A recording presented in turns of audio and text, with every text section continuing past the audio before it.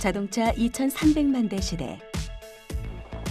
우리나라는 현재 국민 2.5명당 자동차를 한 대씩 보유하고 있습니다. 선진국보다 높게 나타난 이러한 수치는 자동차가 현대인의 기호 품목으로 자리 잡고 있다는 것을 의미하는데요. 그만큼 자동차를 구매할 때 사용자의 취향이 반영됩니다. 크기, 디자인, 안전성, 연비 등 고려해야 할 것이 많죠. 그리고 최근 화두가 되고 있는 차량의 조건이 있는데요. 바로 친환경성입니다. 차량 속 내연기관이 없어 배기가스를 배출하지 않고 오직 전기의 힘으로 도로를 달리는 친환경 자동차. 전기 자동차에 대해 우리는 주목할 필요가 있습니다.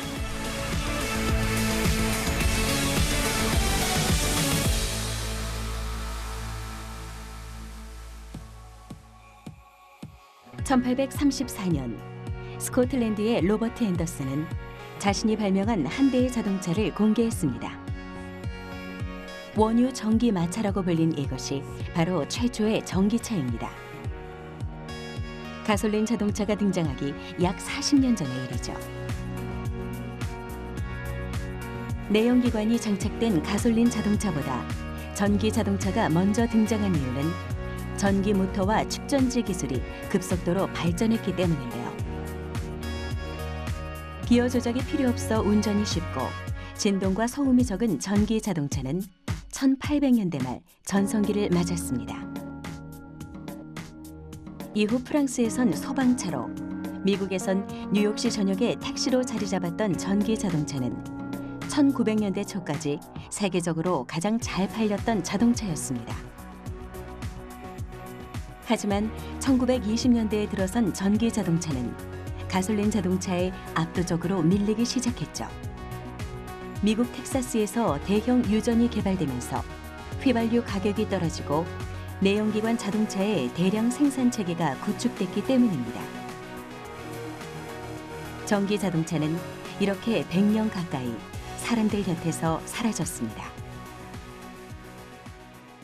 전기 자동차는 우리가 일반적으로 많이 알고 있는 가솔린 자동차나 디젤 자동차보다 훨씬 역사적으로 오래됐습니다. 당시에는 아직 이제 배터리라든지 모터라든지 특성 자체가 워낙 나빴기 때문에 속도도 수 킬로미터뿐이 안 됐습니다. 워낙 느리다 보니까. 그래서 내연기관차가 개발되면서 그쪽으로 자연스럽게 가고 한 20여 년 전부터 본격적으로 전기 자동차의 각종 단점이 사라지면서 친환경차로 대두됐다 이렇게 볼 수가 있어서 역사적으로는 가장 오래된 자동차다 이렇게 보시면 될 것 같습니다.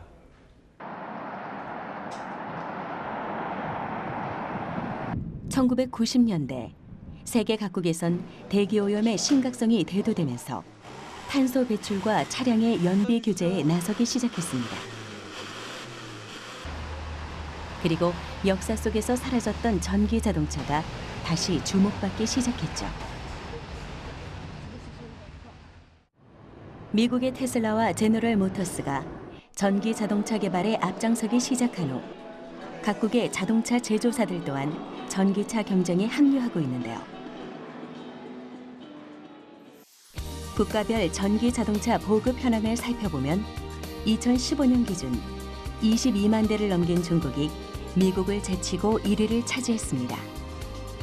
우리나라의 경우 약 6천 대로 집계됐는데요. 국내뿐만 아니라 세계적으로 전기 자동차의 증가 추세를 감안한다면 환경오염 물질을 배출하지 않는 전기차가 미래 자동차 시대를 여는 역할을 맡게 된 것이 분명합니다. 전 세계에 소모되는 자동차의 양은 작년만 하더라도 9,500만 대 정도가 됩니다. 그중에서 전기차는 110만 대 수준뿐이 안 됩니다. 아직 전이부대죠. 퍼센테이지가 워낙 적죠. 그러나 선진국을 중심으로 해서 주도적으로 앞으로는 이 환경 문제가 대두되면서 그 책임을 갖고 있는 자동차 분야가 친환경으로 갈 수밖에 없습니다. 이 과정은 가속화될 것으로 보고 있고요. 그런 측면에서 보면은 주도권을 쥐고 있는 나라가 앞으로 이 먹거리도 확보한다는 거죠. 특히 우리나라는 이 경제 양대 축 중에 한 가지가 바로 자동차이기 때문에 미래형 자동차 당연히 포기할 수는 없습니다.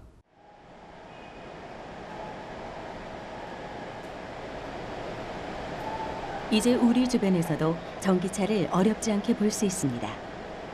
건물이나 아파트 주차장에 전용 충전기기가 곳곳에 설치되어 있는 것 또한 전기 자동차의 수가 증가하고 있다는 증거죠.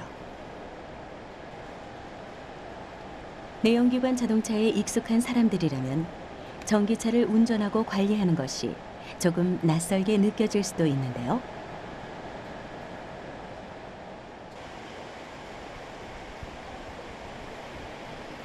일단 전기 자동차에 탑승해 보겠습니다.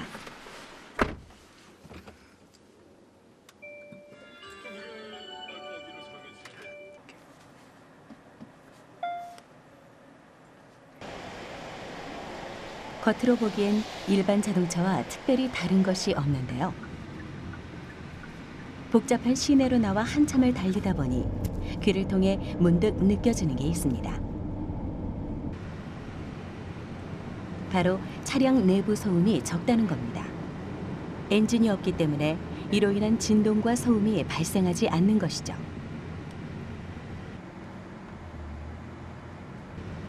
도심 주행은 신호등이나 정체 구간이 많아 감속을 해야 할 경우가 많은데요. 전기 자동차는 이때 배터리 충전이 된다고 합니다. 가속 페달을 이제 밟다가 도심 시내에서 저속 구간에 가속 페달을 이제 발에서 띄게 되면은 이제 모터가 역회전하게 되면서 이제 그 역회전하는 원리가 발전기처럼 작동하게 돼서 전기 에너지를 발생하게 됩니다. 이제 그 전기 에너지가 이제 배터리로 다시 충전하게 되면서 에너지를 효율적으로 사용할 수 있게 하는 원리입니다.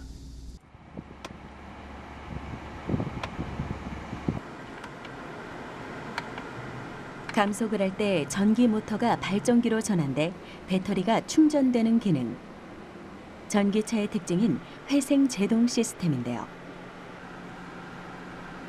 차량의 속도를 줄이는 일이 곧 배터리 충전으로 이루어지는 회생 제동 시스템은 고속도로보다 시내 주행에서 효과를 얻을 수 있습니다.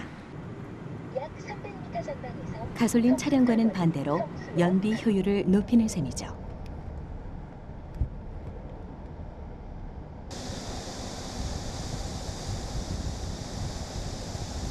전기차의 연비 효율을 높이기 위해선 배터리가 완전 방전이 되기 전에 충전을 하는 것이 좋습니다.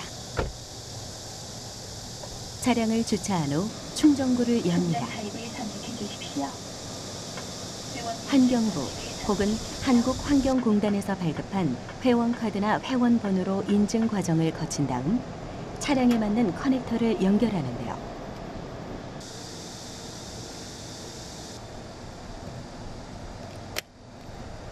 딸깍하는 소리가 날 때까지 커넥터를 꽂은 후 충전기의 시작 버튼을 누르면 충전이 시작됩니다. 그렇다면 전기 자동차를 충전하는 데는 얼마만큼의 시간이 소요되는 걸까요? 급속 충전과 완속 충전의 가장 큰 차이는 충전 시간인데요. 급속 충전과 완전 방전 상태에서 80%까지 충전하는 데는 30분, 완속 충전에서 완전 방전 상태에서 100%까지 충전하는 데는 5시간이 소요됩니다. 급속은 배터리 성능 저하 방지를 위해서 80%까지만 충전됩니다. 공공기관이나 고속도로 휴게소 등에 설치된 건 급속 충전기입니다. 급속 충전 시 사용요금은 100km당 약 2,700원으로 고용량의 전력을 단시간에 공급하기 위해 50kW급 용량의 충전기를 사용하죠. 충전을 하는 동안 충전기를 찬찬히 살펴봤습니다. 충전기에 연결된 커넥터들이 시선을 끌었는데요. 단면 구조가 조금씩 다른 커넥터들. 현재 우리나라는 DC 콤보, DC 차데모, 그리고 AC 삼상 이렇게 3가지 방식의 커넥터를 사용하고 있습니다. 차량 제조사별로 서로 다른 충전 방법을 적용하고 있기 때문인데요. 자신이 소유한 차량의 충전 방식에 맞는 커넥터를 사용하면 됩니다. 3가지 타입이 이제 AC 삼상 방식, 차데모 방식, DC 콤보 방식이라고 얘기를 해요. 자동차 메이커마다 조금씩 틀리고요. 중국은 또 시장의 전체의 과반을 차지하니까 우리는 우리 따라와 해가지고 또 따로 만들었어요. 그 네 가지 방식이라고 보시면 되는데 특히 우리나라는 시장도 좁고 아직 힘이 좀 약하죠. 그러다 보니까 충전 타입을 세 가지를 다 도입할 수밖에 없고 또 수출할 때도 이 여러 가지 고민을 하죠. 그런 측면에서 좀 표준화가 되기 위해서는 시간이 좀 더 필요하다 이렇게 볼 수가 있습니다.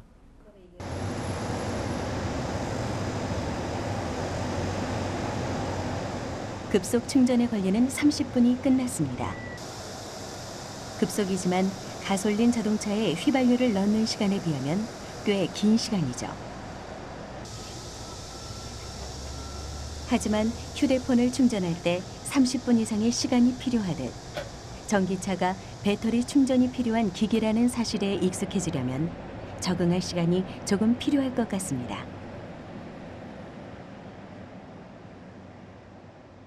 전기차를 오래 사용하시기 위해서는 배터리 관리가 필수적인데요. 배터리 수명에 악영향을 끼치는 완전 방전, 완전 충전 상태는 피하시는 것이 좋습니다. 배터리에 무리가 가지 않도록 한 달에 한 번은 완속 충전을 해주시는 것이 좋습니다. 우리는 지금 친환경 자동차의 대표 주자, 전기차에 대해 알아보고 있습니다.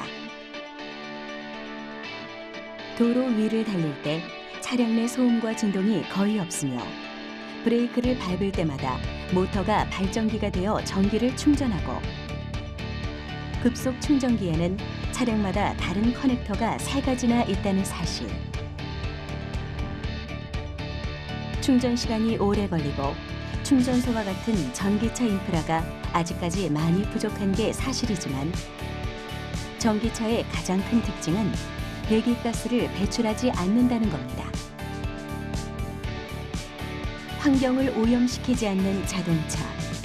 그것만으로도 우리가 전기차에 관심을 가져야 할 필요가 있는 것이죠.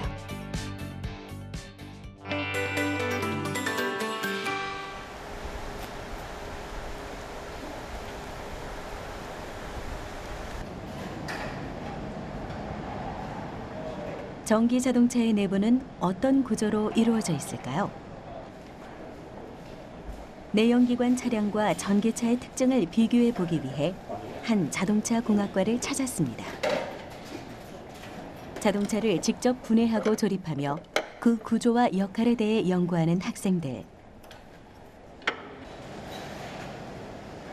이곳에서 내연기관 자동차와 전기 자동차의 내부를 가까이에서 들여다볼 수 있었는데요. 호드를 여니 차량의 기능을 좌우하는 부품들이 배치되어 있습니다. 외관과는 달리 자동차의 내부 구조를 보면 친환경 자동차와 가솔린 자동차의 차이가 어느 정도인지 확실히 알 수 있죠. 먼저 내연기관 자동차입니다. 엔진과 변속기를 비롯해 크고 작은 핵심 부품들과 연결기기들이 빼곡히 들어차 있는데요. 엔진에서 연료를 연소시켜 동력을 발생시키며 차량을 구동하는 데 필요한 2만여 개의 부품들이 유기적으로 연결돼 있습니다. 지금 보시는 자동차는 우리에게 친숙한 그 내연기관 자동차입니다. 아시겠지만은 그 내연기관 자동차는 이 엔진을 중심으로 그 엔진에 공기를 공급하는 그 공기 공급 장치, 그다음 저 안쪽으로는 또 연료 공급 장치가 있어요. 그래서 기본적으로 내연기관이 중심이 되는 그런 형태의 자동차가 되겠습니다. 중요한 구조적 특징은 사실 차량 쪽에서는 내연기관 자동차나 전기 자동차나 비슷해요. 그러나 구동 에너지를 전달하는 구동계 부분이 가장 큰 차이죠. 내연기관 자동차의 핵심은 엔진입니다. 이곳에서 화석연료의 연소가 이루어지며 이때 발생한 열 에너지가 기계적 에너지로 변환됩니다. 이 외에도 변속기, 연료 탱크, 배기구, 그리고 엔진에 열을 식혀주는 라디에이터 그릴 등이 있죠. 이번엔 전기 자동차의 내부를 살펴보겠습니다. 내연기관 자동차와 비교해 빈 공간이 곳곳에 있는 것을 볼 수 있는데요. 한 조사에 따르면 전기차에 사용되는 부품이 일반 차량의 부품보다 1만여 개가 적다고 합니다. 무엇보다 전기차의 구조에선 엔진과 변속기 대신 배터리와 모터가 위치해 있는 것이 특징이라고 할 수 있죠. 여기에 보면 전기 모터에 전기를 공급하는 제어 장치가 있고요. 이 아랫부분에 전기 모터가 들어 있습니다. 그 크기를 비교한다면 사실 더 작지요. 그리고 휘발유 자동차의 경우 연료를 공급하는 연료 계통의 라인들이 설치가 되고요. 뒤쪽에 커다란 연료 탱크가 있게 됩니다. 전기 자동차의 경우는 우리가 알고 있듯이 커다란 크기의 배터리가 차량의 트렁크 밑부분 또는 차량의 바닥 부분에 일부 장착되게 됩니다. 전기 자동차의 연료가 전기인 만큼 가장 많은 공간을 차지하는 부품이 바로 배터리입니다. 전기 모터와 감속기는 전기차의 구동부에 동력을 제공하죠. 이외에도 직류 전기를 교류로 변환하는 인버터와 컨버터 등의 모듈이 전기차엔 배치되어 있습니다. 엔진이 없다는 건 열이 발생하지 않는다는 걸 의미합니다. 따라서 열을 식혀주는 라디에이터 그릴이나 냉각수가 필요 없죠. 엔진 오일의 역할도 사라졌습니다. 이번엔 트렁크 쪽을 살펴볼까요? 뭔가 있어야 할 게 없는 느낌인데요. 배기구가 없습니다. 이것이 친환경 차량의 증거인 것이죠. 내연기관 자동차의 배기가스 속에는 대기를 오염시키는 이산화탄소와 질소 산화물 등이 포함되어 있습니다. 최근 세계 각국에선 자동차 배기가스로 인해 발생하는 환경 문제와 기후 변화에 대한 대안책으로 내연기관 차량에 대한 규제를 논의하고 있습니다. 특히 노르웨이는 2025년부터 내연기관 차량 판매를 금지하는 법안에 합의했으며 네덜란드, 독일, 인도는 2030년, 영국과 프랑스는 2040년부터 내연기관 자동차의 판매 금지 정책 추진 계획을 밝혔습니다.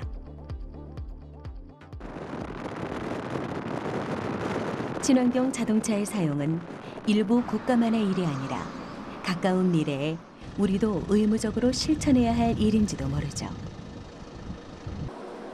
하지만 전기 자동차의 상용화 앞에 놓인 한계 역시 존재하는데요. 바로 배터리의 성능과 비용입니다.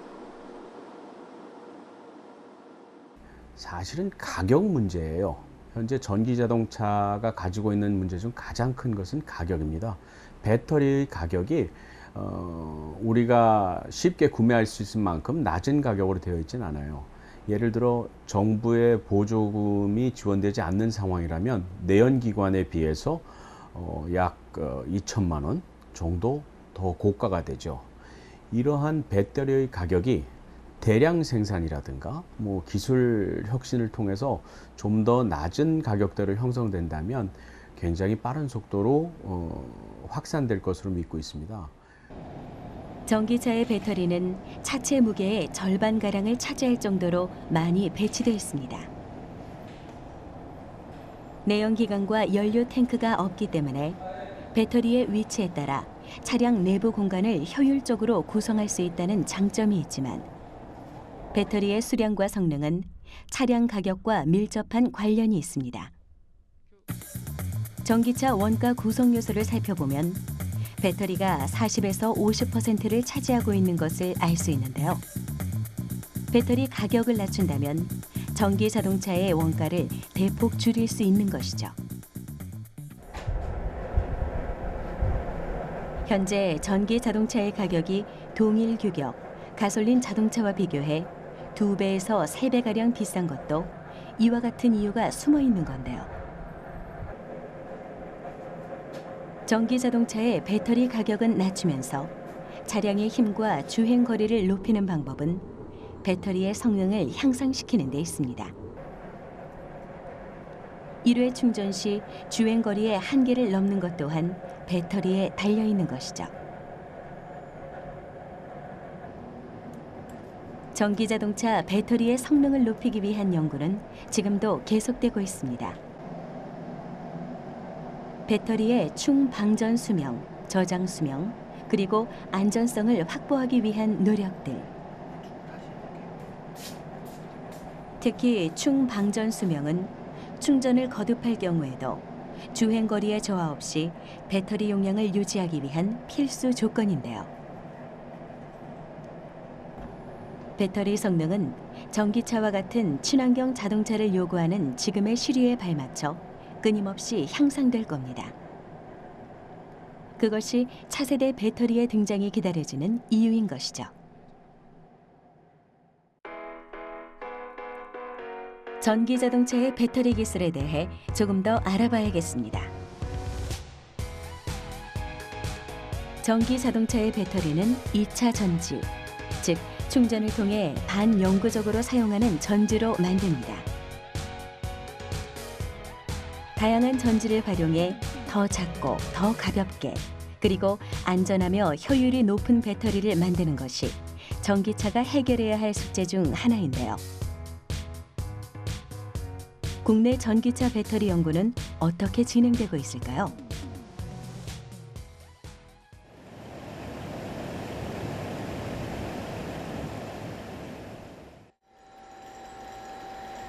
전기차 배터리 연구에 한창인 한 연구실을 찾았습니다. 조그마한 재료들을 겹겹이 쌓아 올리며 실험용 전지를 만드는데요. 연구원의 손끝에서 점점 모형을 갖춰가는 건 전고체 전지입니다. 리튬이온 배터리의 뒤를 이어 차세대 전지로 주목받고 있는 전지이죠. 사람으로 치자면은 배터리가 심장 역할, 오장육부 역할을 한다고 보시면 됩니다. 기존의 내연기관 자동차에서는 엔진에서 이제 연료를 공급받아서 걔네가 출력을 내는 형태가 됐었는데 전기 자동차로 가게 되면 배터리에서 전기를 공급을 해서 모터를 돌리는 형태가 되거든요. 그래서 연료를 가득 담는 역할도 하고 거기에서 그만 전기를 얼만큼 빨리 내보내야 출력이나 이런 데 다 관련된 게 배터리입니다. 그래서 배터리 기술이 자동차의 성능을 크게 좌우하는 그런 역할을 할 수 있다고 보시면 됩니다. 전고체 전지를 알아보기 전에 먼저 리튬이온 배터리에 대해 알아볼 필요가 있습니다. 리튬이온 배터리는 크게 양극과 음극, 두 극의 접촉을 차단하는 분리막, 그리고 전자의 이동을 돕는 전해액으로 이루어져 있는데요. 전자의 이동으로 전기가 충전되고 방전되죠. 전고체 전지의 경우 크게 복합 양극과 전해질로 구성되어 있습니다. 리튬이온 배터리와 가장 큰 차이점은 전해질이 고체로 된 전지라는 겁니다. 전고체 전지를 이루는 성분들은 불이 잘 붙지 않는 성질이 있습니다. 때문에 화재의 위험이 있는 리튬이온 배터리의 단점을 보완해 줄 수 있는 건데요. 전고체 전지가 전기차 배터리에 사용된다면 탑승자의 안전과 직결된 전기차 배터리의 안정성을 높여줄 수 있다는 것이죠. 리튬이온 전지를 안전하게 만들기 위해서 다양한 시도가 이루어지고 있고 그 중에 한 가지가 전해액을 그 난연성으로 만들기 위한 불이 잘 안 붙는 성질을 가지게끔 하는 그런 연구를 많이 진행을 하고 있습니다. 전고체 전지라는 것은 그러한 전해액 부분을 액체를 사용을 하지 않고 고체를 사용하는 세라믹 소재를 사용하는 그런 전지입니다. 가장 핵심이라고 하려면 전해질 소재가 되겠죠. 고체 전해질을 이루는 고체 전해질 소재가 될 텐데요. 그러한 소재들에는 다양한 소재들이 지금 연구가 진행이 되고 있습니다. 고체 전해질은 지르코니아 구슬과 고체 전해질 소재를 함께 넣어 갈아 고운 가루로 만든 후 프레스로 압축시켜 만드는데요. 우리는 여기서 고체 전해질의 소재에 주목할 필요가 있습니다. 고체 전해질은 그 특성상 액체 전해질보다 이온 전도도가 낮습니다. 배터리의 충전 효율이 낮다는 말인데요.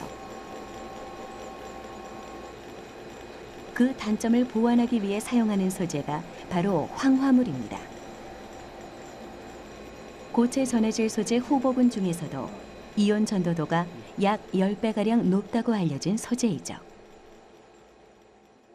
네, 황화물 같은 경우에는 첫 번째로 다른 고체 전해질에 비해서 리튬이온을 전도할 수 있는 전도도가 가장 높다고 알려져 있고, 그리고 전고체 전지를 제작할 때 이렇게 압축 프레스를 하게 되는데, 프레스 성형을 할 수 있는 물질로 황화물이 가장 널리 알려져 있고, 프레스를 하게 되더라도 이렇게 황화물 같은 경우에는 어느 정도 연성을 가지고 있기 때문에 잘 이렇게 입자끼리 잘 붙어 있는 특성이 있습니다. 예. 하지만 황화물 고체 전해질이 아무리 좋은 전도도를 가졌다 하더라도 액체 전해질에 비해 이온 전도도가 매우 낮은데요. 그럼에도 전고체 전지가 필요한 이유는 배터리의 안전성에 있습니다. 한 가지 실험을 해봤습니다. 액체 전해질과 황화물 고체 전해질에 불을 붙여보니 불이 붙어 계속 연소되는 액체 전해질과는 달리 고체 전해질에는 불이 붙지 않습니다.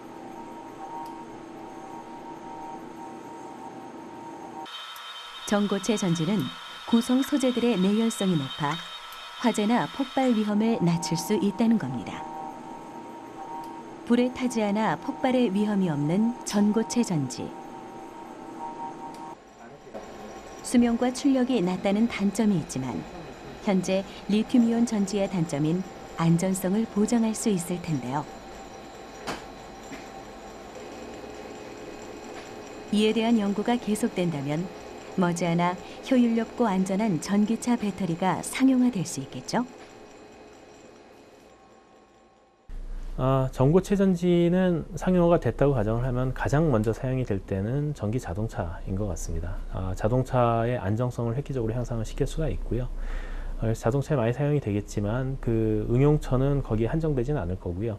뭐 과거에 이제 일반 소비자들이 약간 불안감을 느끼셨던 핸드폰이 이제 불이 붙거나 하는 그런 일들이 있었는데 전고체 전지가 상용화되면 그런 일들이 없어지겠죠.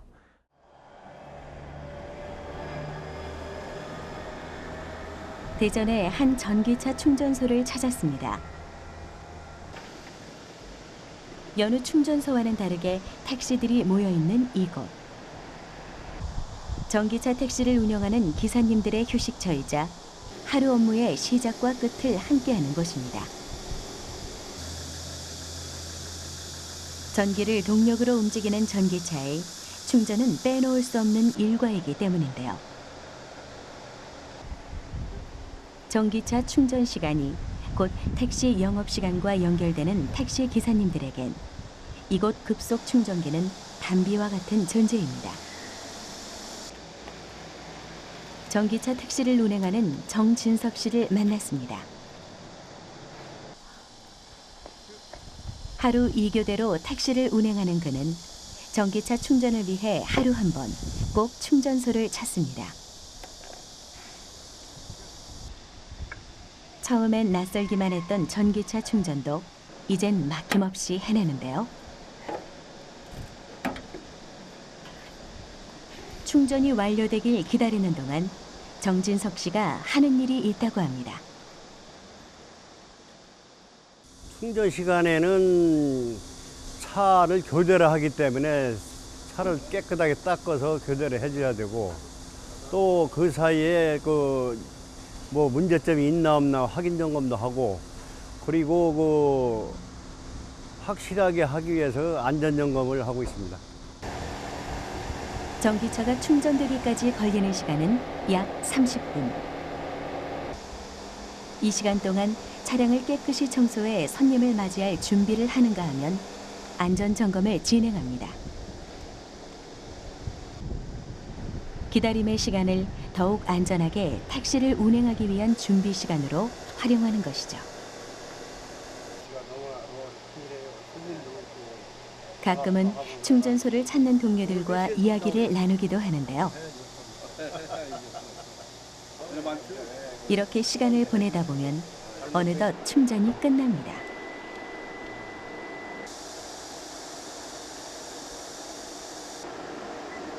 이번엔 800원의 충전 비용이 나왔습니다. 전기차의 급속 충전은 배터리 용량의 80%. 처음 배터리가 70%가량 남아있었던 것을 감안하더라도 얼마나 저렴하게 충전을 할 수 있는지 짐작할 수 있는데요. 전기차 택시의 또 다른 장점은 무엇이 있을지 정진석 씨를 따라가 보겠습니다.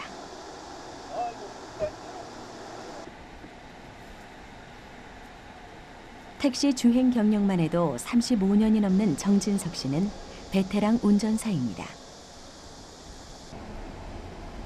전기차 택시를 운행한 지는 이제 한 달째 접어들었는데요. 기어 대신 자리한 버튼과 엑셀 페달에서 발을 떼면 자동으로 충전되는 전기차의 스마트함에 점점 익숙해져 가고 있습니다. 네바가 일반 승용차는 네바시겠는데 이것은 터치시기가 조금 처음에는 헷갈리더라고요. 대신 손님들이 너무나 좋아하더라고요. 어떤 면에서 승차감도 좋다고 그러고 또 너무나 귀엽다고 그래요, 손님들이. 네. 정진석 씨는 운전을 업으로 삼는 만큼 내연 기관차부터 하이브리드카까지 다양한 차를 운전하며 그 차이점을 온몸으로 경험했는데요. 시동이 빨리 걸리고 승차감이 편안하다는 면에서 전기차에 대한 만족도가 높아졌다고 합니다.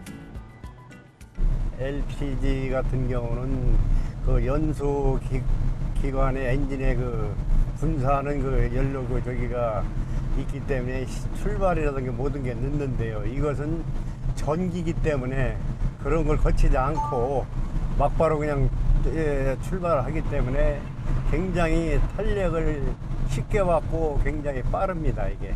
그리고 운전하기가 편해요. 왜냐하면 소음 공해가 없고 또 진동이 없어서 그만큼 피로도가 일반 LPG 차량보다 좀 덜합니다. 훨씬. 또한 하루 평균 200에서 250km 정도 택시를 운행하기 때문에 연료비를 생각하지 않을 수 없는데요. 전기 자동차의 저렴한 연료비는 택시 운행에 있어 가장 큰 장점이 됩니다. LPG로 말하면 주유량이 250km를 뛰었을 때는 5, 6 에어컨을 떼기 때문에 한 10에서 한 4, 5리터이 더 들어갑니다. 그래서 그곳은 그렇게 들어가서 총 금액으로 말하면 한 27,000에서 3만 원 선 되고요. 그리고 이제 요것은 같은 대비로 볼 때 전기차는 5,000원 미만입니다. 다시 말해 LPG를 약 23,000원어치를 충전했을 때 250km 정도 주행했다면 전기차는 12,000원어치 충전으로 같은 거리를 갈 수 있습니다. 여기에 환경부 할인 등 각종 혜택이 더해져 기사님이 내는 금액은 약 3,000원이 되는 겁니다. 같은 거리를 훨씬 저렴하게 갈 수 있다는 거죠. 하지만 전기차의 경우 가격이 저렴한 것은 좋지만 충전소를 찾아다녀야 한다는 아쉬움이 있다는데요. 여기서 우리는 전기차 충전소 인프라에 대해 살펴볼 필요가 있습니다. 현재 전국의 전기차 충전소를 살펴보면 환경부와 한국전력공사의 주도로 설치된 공공충전시설이 대다수를 차지하며 전기자동차 선도도시로 지정된 제주도를 비롯해 서울, 경기와 같은 대도시에 집중돼 있습니다. 전국적으로 전기차 보급이 급증하고 있는 현재 상황을 고려해보면 지방의 충전시설 인프라 구축이 필요한 상황인데요. 이곳 대전은 지자체의 협약을 통해 민간이 주도하는 충전 사업이 하나둘 활기를 띠기 시작했습니다. 민간 주도 충전소는 산업통상자원부의 등록 면허를 취득한 후 충전 서비스 제공이 가능한데요. 차량의 유입에 따라 충전량이 차이나는 만큼 시간대별로 충전량을 체크하며 운영에 힘쓰고 있습니다. 그 전기 자동차 같은 경우에는 지금 전기세가 다거든요. 그렇다 보니까 전기세에 대한 부분을 할인받거나 좀 세금을 감면받는 혜택으로도 충분히 그 요금에서는 가능한 사업이고, 또 하나는 지금 현재 그 173.8원으로 환경부가 그 기준점을 고시해 놓은 상태입니다. 그래서 저희는 그 기준점을 기준으로 해서 금액을 조정하기 때문에 아무래도 유류 비용으로 따지자면은 거의 예를 들어서 LPG랑 비교를 한다면 7분의 1값, 8분의 1값 정도는 충분히 가능한 부분입니다. 충전소 한켠에는 높은 전주가 유독 시선을 사로잡는데요. 충전기 설치를 위해선 전력 공급 설비를 갖춰야 합니다. 때문에 500kW급의 고압이 들어오는 만큼 변압기를 설치해 안전에 유의하고 있죠. 공공충전 시설의 확장은 전기차 인프라의 확장을 불러왔지만 한편으론 운영 관리 문제가 불거졌는데요. 정부 지자체의 민간 기업 시장 참여 유도는 더욱 체계적이고 직접적인 운영과 함께 지방의 전기차 인프라 확산에 기여할 것으로 기대하고 있습니다. 충전 시설과 차에 대한 부분들이 궁합이 맞으면서 보급량이 균형을 좀 맞춰야 된다는 측면, 그런 측면에서 볼 때는 충전 시설에 대한 규정이 당연히 있다고 볼 수가 있고요.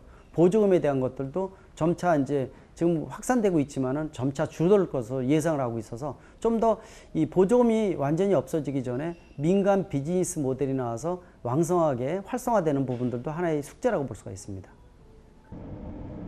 지금까지 살펴본 전기차의 충전 방식을 정리해 보겠습니다. 전기차 충전 방식은 크게 세 가지로 나눌 수 있죠. 방전 상태에서 80%까지 30분 내외로 충전 가능한 급속 충전 방식. 충전이 시작되었습니다. 교류 전기를 직류로 변환해 약 6시간 동안 완전히 충전하는 완속 충전 방식. 그리고 마지막 이동형 충전 방식입니다.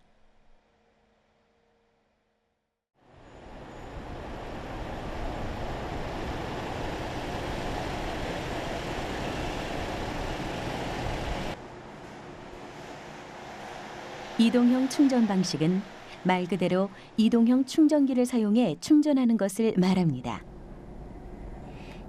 전기차에 충전이 필요할 때 운전자는 차에 탑재된 내비게이션에서 인근에 위치한 전기차 충전 시설을 확인하거나 환경부 홈페이지에서 인근 충전 시설을 검색할 수 있는데요. 간혹 충전 시설에 갈 수 없는 상황이 발생할 수 있죠. 이때 도움을 줄 수 있는 것이 바로 이동형 충전 방식입니다. 220V의 콘센트에 충전기를 연결해 간편하게 충전할 수 있는 장점이 있는데요. 식별 장치가 있어 충전자에게 전기 요금을 보고하기 때문에 전기 도난 사용을 방지할 수 있습니다. 전기차 충전이 나오기 전에는 그 전기를 쓰는 거에 있어서 자기 밀폐된 공간, 우리 집 안, 우리 회사 안 이렇게만 사용하다가 전기차 충전은 주차장에서 사용하다 보니까 주차장이 어느 개인이 공간이 아닌 경우도 굉장히 많고 아파트 지하주차장 같은 어떤 공용의 공간이 되거든요. 거기서 전기를 쓸 때 전기는 공급이 되는데 이 결제가 되게 좀 사실 어려운 부분이었어요. 이동형 충전기는 또 그 결제 부분에 좀 더 포커스를 해서 거기 좀 특화된 시스템이라고 볼 수가 있죠. 전기 도난 사용을 방지하는 방법으로 RF 태그가 부착된 일반 콘센트에 충전기를 꽂아 충전하는 방법, 그리고 특수 콘센트와 충전기 본체가 짝을이로 충전하는 방법 등 여러 종류가 있습니다.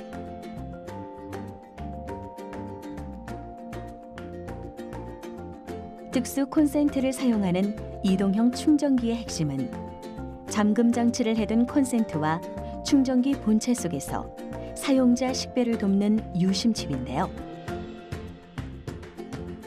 아파트나 공동주택처럼 여러 세대가 생활하는 곳에서 전기 자동차를 충전하는 데 용이하게 사용할 수 있습니다.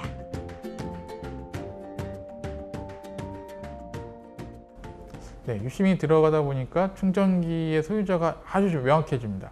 그래서 충전기를 꽂아서 쓰는 것만 가지고 그 사용자한테 요금을 정확하게 청구할 수 있고, 그리고 이제 유심히 들어간다는 건 당연히 LTE를 사용한다는 얘기인데요.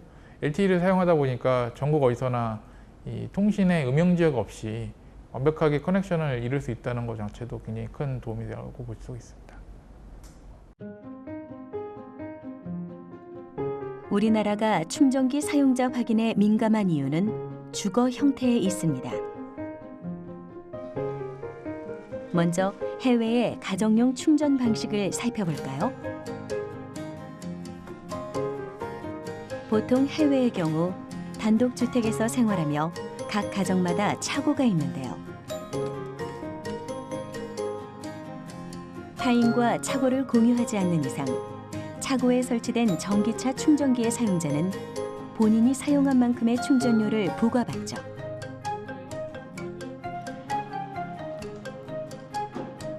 하지만 우리나라의 경우 주로 아파트에서 생활을 하기 때문에 다수의 사람이 한 주차 공간을 사용할 수밖에 없는데요.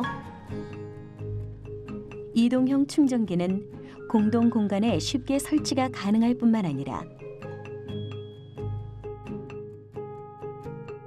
충전기를 사용한 해당 수요주에게만 개별적인 요금 부담이 가능해 한국형 충전 인프라 구축에 힘을 실어줄 것으로 기대됩니다.